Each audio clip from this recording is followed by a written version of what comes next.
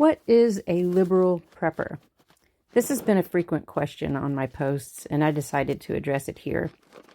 Many people identify as liberal preppers, leftist or progressive preppers, because historically preppers have been conservative or doomsday preppers, and liberal prepping is akin, but much different. Let's start with, what is a doomsday or conservative prepper? These guys have been around for decades and are associated with survivalism and militias. They're focused on extreme situations such as an apocalypse happening suddenly with ensuing collapse of civilization as we know it. Liberal preppers began with a concern for climate change and the frequency of emergencies and natural disasters.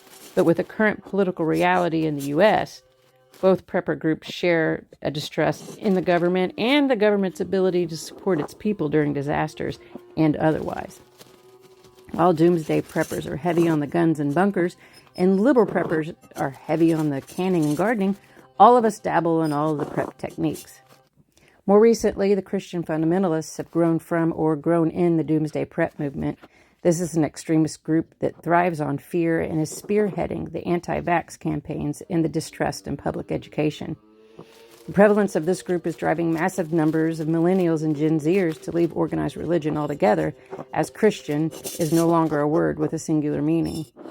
Liberal preppers, though much more diverse in our population base, embrace ethics and morality more broadly with a focus on responsibility to the earth and other people.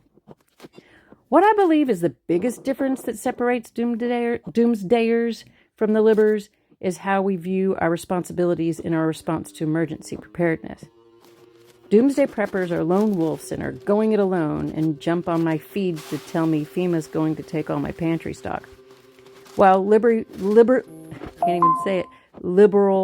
preppers are storing food for the families as well, but our focus is on community because we know when the shit hits the fan, it's our diverse community that's going to work together to help us all survive.